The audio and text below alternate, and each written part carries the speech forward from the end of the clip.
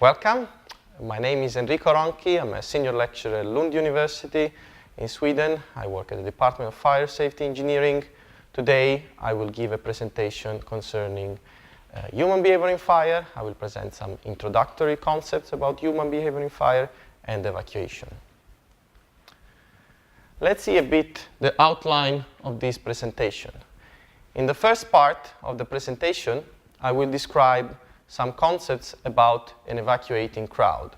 This includes basic definition of the crowd, as well as previous examples of applications of fire safety engineering to study evacuation. In this concept, I will describe two different approaches that are used today to study evacuation in different regulation types. The first is the traditional prescriptive approach, which makes use of a set of rules to design evacuation. And the second one is the PBD, which stands for performance-based design. And I will make some examples to explain what it means to design evacuation using performance-based design. After this, in order to understand how to design evacuation, it's important to give some preliminary basic concepts about human behavior, since we deal with people. So I will explain a bit what are the main misconceptions that exist in the understanding of human behavior in fire and how these concepts can be applied for engineering practice, in particular for fire safety engineering design. At the end of the presentation, we'll instead describe some concepts about existing evacuation modeling techniques, so the use of computational simulations to represent evacuation and to study the safety of buildings. Let's start with the concept of an evacuating crowd. When we talk about an evacuating crowd, we talk about a multitude of individuals walking through the same space at a certain moment in time. So it is easy to understand from this simple definition that we talk about a group of people in a specific location in a given time. Why do we need to discuss about this topic? The problem is that nowadays we define and we design larger and larger complex buildings in which we may have very large crowd presence. Let's think about examples like shopping malls, airports, the transportation systems, metro stations, and so on. So in this type of very complex buildings, you may have very large crowds, which implies that large crowd means that there is a potential for largest incidents, because every person in a building, every person in a transportation infrastructure is a potential victim from the fire safety engineering standpoint and from the evacuation perspective. This means that we need to find tools to optimize the design of evacuation, and at the same time, those tools, they have to allow us to keep a good safety level and allow us at the same time also to keep the costs reasonable, because there is always a trade-off between the type of solutions that we can implement for evacuation design and what are the costs that can be spent on a project. So we want to understand how to use different methodologies and different approaches to design evacuation so in a way that we have a safe building, but at the same time, we have a reasonable cost. So how this can be done? And here I explain a bit the difference between two main concepts: the concept of traditional prescriptive-based design and the concept of performance-based design. In prescriptive-based design, what you have is a set of rules in which that as long as you follow these rules, you can get your building approved. And this is very much in the context of evacuation applied to concepts like travel distances, maximum travel distances, times that you can pass for needed to pass for a certain point, dimensioning of elements and egress components, like for instance stairs, doors, and so on.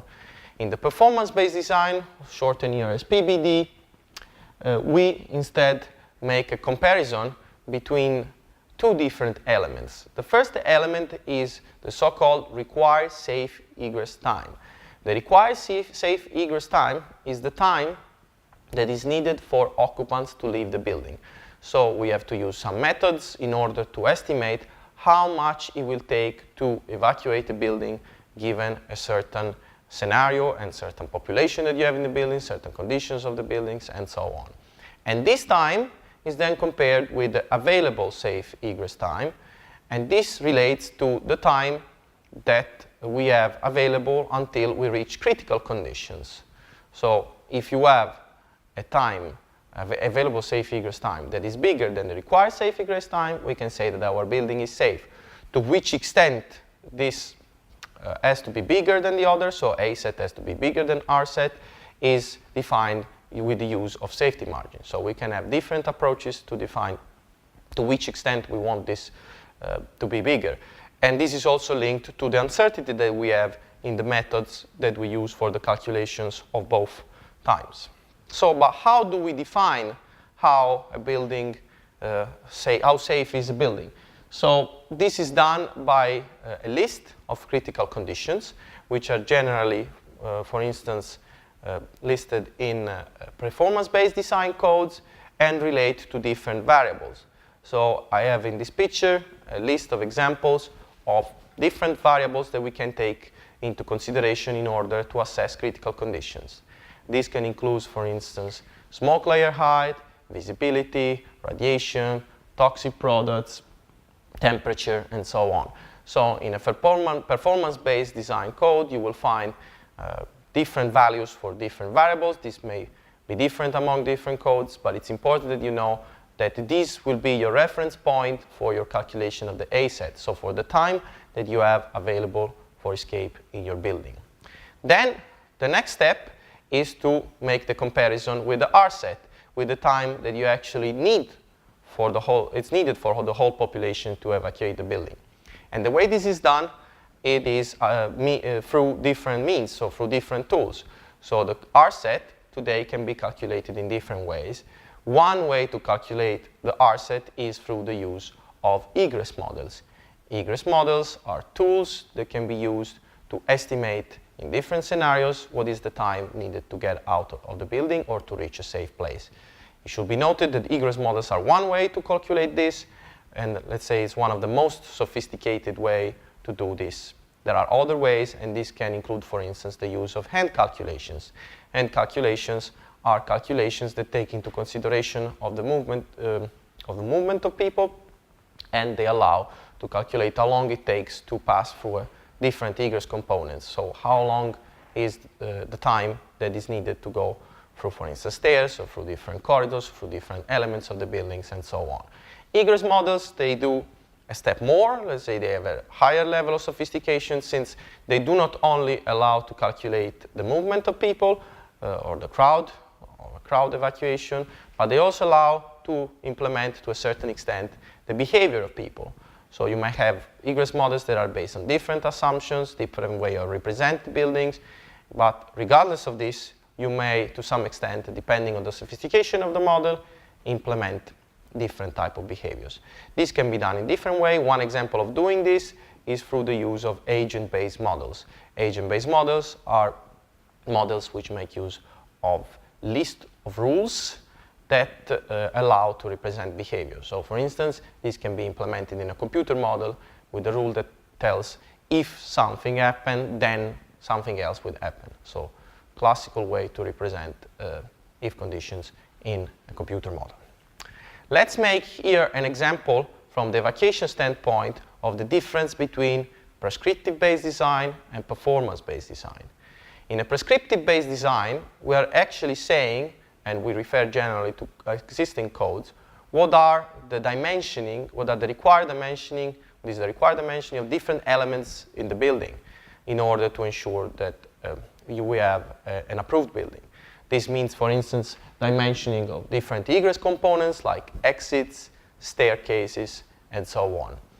Similarly, this can be done also to prescribe maximum distances or maximum time to reach an exit. In this type of regulations, in prescriptive codes, the designer, as long as he follows the rules, he will get his project approved. But we will not know exactly if the conditions of that specific building will actually be safe, because we will have to rely necessarily on the fact that the code is actually matching the actual scenario that we will have in the building. So a step forward for this, so while this approach could work quite well for relatively simple buildings that are matching the conventional design, standard design of buildings that we might have in most cases, if you have a different type of building, so if you have a more complex building, if you have complex layouts, architectural layouts, it might get much more difficult to assess if the building is safe just following these prescriptive rules. So there is a way to actually make a more detailed assessment from the evacuation perspective of what is the safety condition in the building. How do we do this? We state that with the performance-based design, we are not caring about the exact dimensions of the stairs, of the doors, of the maximum travel distance and so on, but any can be used as long as we are able to prove that our building is safe from an evacuation standpoint. So we have to demonstrate that we have a sufficient safety level in the building, and we have to demonstrate that people can evacuate safely. So how do we do this? Well, we have to study human behavior in fire. So we have to understand how people will behave in a building as a first step. And this is not a simple subject, it's a very complex subject since it includes a combination of different fields. Here I make some examples of different fields of science that contribute to the science of understanding human behavior. When we talk about human behavior in fire, we need to have some knowledge and understanding of engineering, since we have to relate the behavior of people into a computer model or into a calculation, so an applicable and quantifiable number or list of numbers or range of numbers that we can use for our design. But at the same time, we have to understand how people behave, so it's important to grasp some of the main concepts that relate to human psychology and how people react in different situations in case of different threats. But we also have to have knowledge about how these models work. So what are some of the main concepts behind the mathematical models that are used in computer models? So this means that we have to have understanding of subjects like mathematics, applied mathematics, or applied physics, especially because many of the existing models and mathematical models that are used in evacuation simulations, they come from analogies with existing type of mechanisms that are known in physics. Examples for this could be, for instance, an hydraulic model. An hydraulic model that is used for the study of people movement is based on the analogy that each individual, each person can be represented as a particle in a fluid. So this is examples of different fields. Another fields that we might want to take into consideration is also biomechanics, since when we talk about human movement, it might be interesting also to know, for instance, how our body moves in relation to different conditions when we are in a crowd. So this helps us to have a better understanding of the movement of people in a crowd. So given the complexity of this subject, we need to have a multidisciplinary approach in order to understand how to design evacuation. I will now talk about some of the common misconceptions that we have in building evacuation design and how do we study evacuation. For example, there is a common concept that we often read in the media, that we often hear when we talk about the evacuation, that people panic when there is an evacuation scenario. But what exactly does this mean? What do we mean when we talk about panic in evacuation? And is this really real, that we always have panic when there is an evacuation scenario? So here, in order to explain a bit the concept of panic and to which extent this can be used or cannot be used, I take some definitions that we have in the scientific literature in order to give a much more precise definition and have a better understanding of what is the concept of panic as it is explained in the literature. A couple of examples here. We have a definition from Quarantelli, which relates to panic as an acute fear reaction marked by fight behavior, or you might have other definitions that refer to extravagant and injudicious efforts, or excessive fear reaction, which is sometimes unrealistic in relation to the situation in which people are during an evacuation. And in some cases, we have also definitions that relate to competition, so to competitive behavior and breaking of social order. But how do these definitions relate compared to what happened in reality? It is quite interesting when analyzing survivor accounts or analyzing past accidents or even studying laboratory experiments that researchers do in this field, that what we have, in the way we have defined panic, so linking this to some extent non-rational behaviors or to some extent competitive behavior, this actually is not happening. So in the majority of cases, people behave altruistically instead, and they behave in a much more rational way. So while we have this misconception that panic is what will always happen in case of a fire, the reality, analyzing real events and analyzing experiments conducted in the field of psychology, is that people do not generally panic. It is in the very rare cases that you might have this type of irrational behavior or competitive behavior. So in a way, we can instead state that when we use evacuation models and when we study human behavior in fire, we start from the assumption that people behave rationally.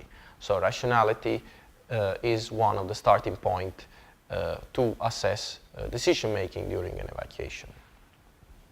But in a way, we have to be able also to understand to which extent models are able to predict behaviors. And this is not a simple subject, because it is, when we deal with evacuation, in most cases, it is very difficult to use deterministic models because we do not have full understanding of all the variables and factors that affect behaviors during an evacuation. So the prediction of these models is linked to the relationship between the data that we have available for calibrating models, that this data can come from experiments or from evacuation drills or actual events and so on, and theories that are used to explain the main behaviors that occur during an evacuation. So I will not go through the whole list of theories that exist today in human behavior in fire, but I can give you some example of some basic concepts that today are established in the research community to understand how people behave.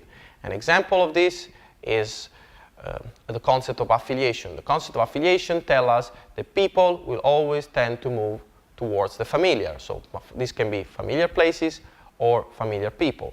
In order to apply this concept to evacuation models, we always have to take into consideration, for instance, that people might most likely try to use an exit they are familiar with when there is an evacuation. And this is reflected in the fact that, for instance, entrances in shopping malls or in buildings in which people are not familiar with the layout might be much more used than emergency exit in case of an emergency. From this point of view, then it's very important to train people in the correct wayfinding during an evacuation scenario. Other concepts that are well established are, for instance, the concept of social influence. So the way we behave in case of evacuation is not the same when we are alone compared to when we are in a group. And even the type of group and the type of relationship that we have in the group can have a quite strong impact on the outcome of an evacuation. So these are just two examples, but they are important for you to understand that these theories can be somehow translated into evacuation models. And the way that this is done using a simplified engineering model, timeline model, which takes into consideration of the different times taken by people in different phases of the evacuation. So let's have a look at this simplified timeline model so that you have an idea of what are the phases that occur during an evacuation. And this we can see it here. So after the first two phases, which relate to the detection of the fire and the alarm given in the building, we have the so-called pre-evacuation time. The pre-evacuation time is the time that relates to all the actions before the purposive movement towards a safe place occur. This is generally split in two different components. The first component is the recognition time which relates to the fact that people need some time to understand what is happening once the alarm goes off. So this time is a time that elapses and people need to investigate what is happening and have an understanding that there is a fire. After this people have understood what is happening, so this time elapses, There is also a response phase which refers to the time that is needed for people to actually take the decision to leave. So these two times together, they form the pre-vacation time, and in this time you have a decision-making process in which people have to take an active decision to leave the building towards a safe place or to reach a safe place like an area of refuge and so on. After this, after people have taken this decision, and this may be a different time for different people, and that is why we generally use probabilistic models which make use of distributions that account for the variability of human behavior and different times that people can use to take this decision. Then we have the so-called movement time. The movement time is the time that is actually needed for people to reach a safe place from the place where they are originally located or from the place where they actually take the decision to leave the building. These movement times depend on different variables, and it generally can be studied with the use of hand calculations or computer models. So while the movement models existing today are able to represent to a good degree the movement of a crowd, we need instead some more understanding of psychological models and more understanding of human behavior in order to represent the pre-vacation phase. This doesn't mean that we do not need also to understand psychological process when we study movement time, because sometimes people may decide to reroute or change their decision about where they're going.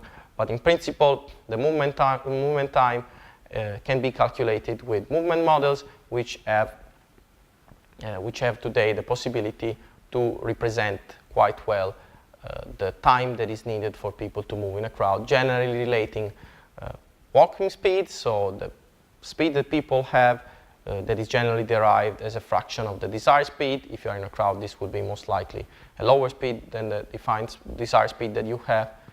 Densities, so how many people you have around you, and flows, so how many people can pass for a certain point during the course of time.